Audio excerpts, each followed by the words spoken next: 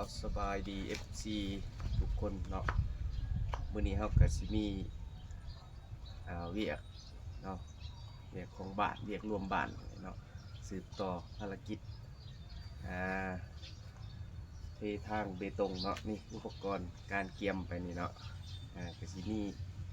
ส่วนเนาะคนละไม้ละมือเนาะคือว่าเพื่อเฮ็ดเวียกสามัคคีภายในบ้านเนาะเททางไปตรงเข้ามาเนาะเพราะว่าในช่วงย่ำพ้นเนาะโอ้ลำบากเลยทางเส้นนี้เนาะแต่ว่าทางการนำขันบ้านหรือว่าการนำขันสูงของเมืองเป็นให้ติดที่นำเนาะในการประกอบส่วนหลายๆภาคส่วนเนาะเพราะว่าจะเป็นพ่อแม่ก็จะส้นจะได้ประกอบส่วน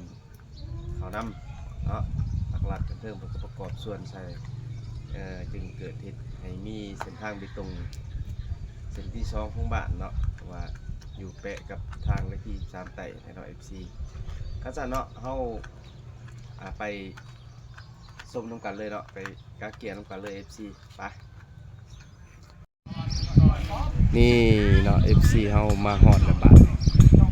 ก็สิมาเฮ็ดเวียกรวมแบบนี้แหละเส้นทางมาหลักเมืองสงขลาแข้งโซนเขตทางเบตงเส้นที่2เนาะเส้นใหม่ก็ว่าได้กำลังเตรียมพร้อมเนาะตัวกำลังเข้ามาแล้วตอนนี้เริ่มแล้วแต่ว่ายังบ่ทันหลายเนาะเตรียมสิลงมือแล้ว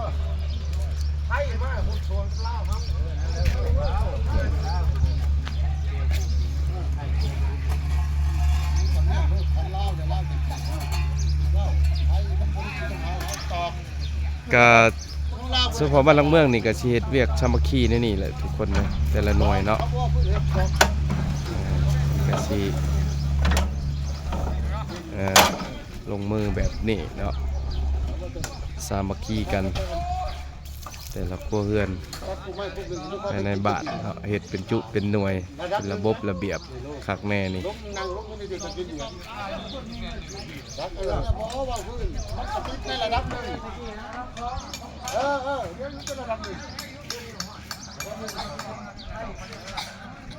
เอากำลังเฮาเริ่มร้ายแล้วบาดนี่เริ่มลงมือแล้วเลิ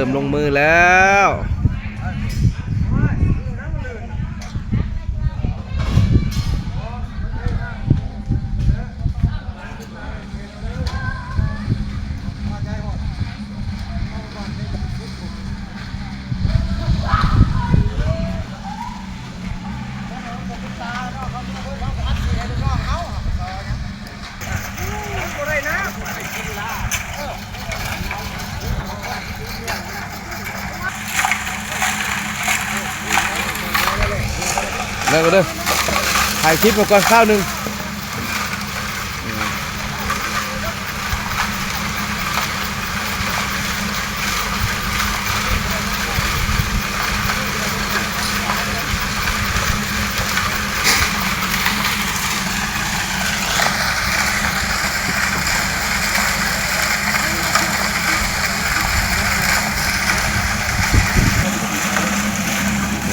เริ่มลงมือแล้ว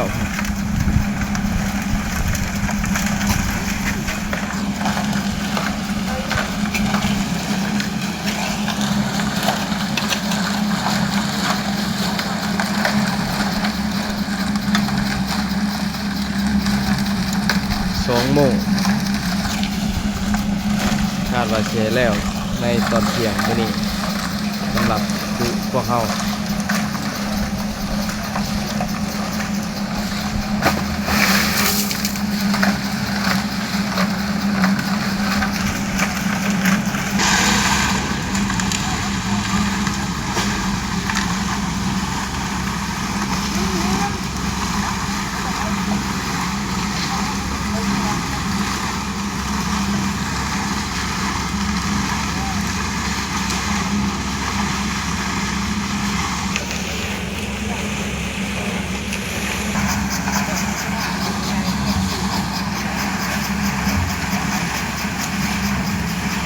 กำลังเฮาหลายมื้อนี่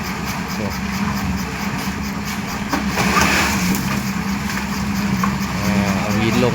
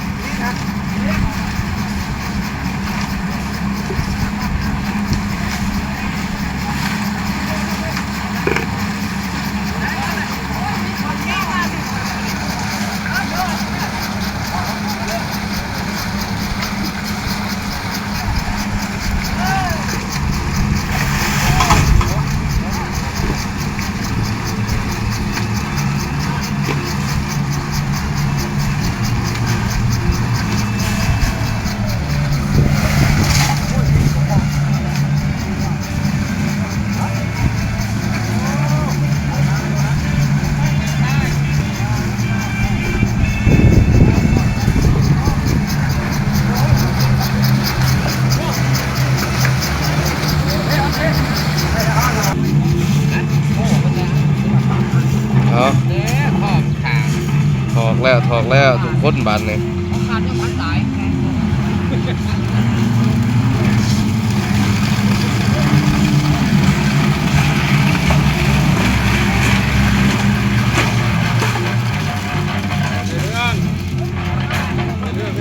ได้เรื่องแล้วชนิดนะ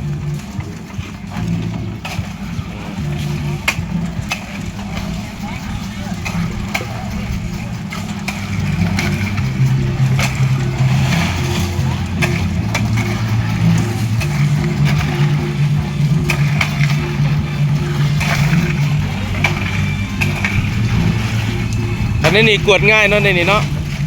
แล้วแค่แค่ตัวหน้า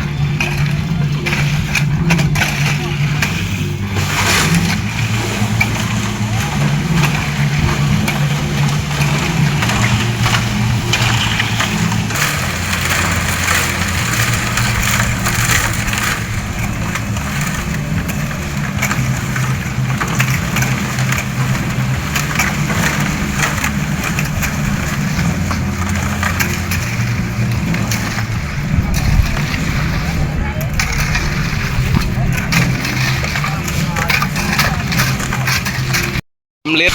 เรียบร้อยมื้อนี้โอ้สำเร็จแล้วหน่วยสู้เฮานี่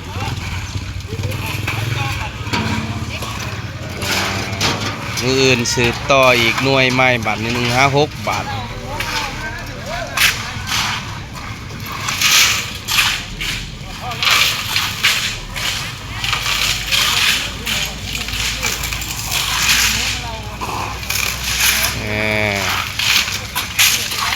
เรียบร้อยสามัคคีกันคือความสำเร็จนี่แหละพี่น้องเอ้ยพี่น้องโอ้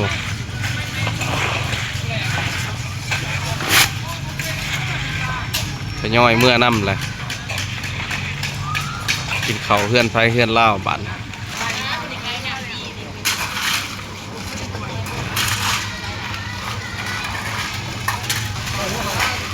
เอามือหน้าพบกันใหม่ก็ไลค์กดแชร์เด้อ FC เด้อบ๊ายบายชมคลิปต่อไป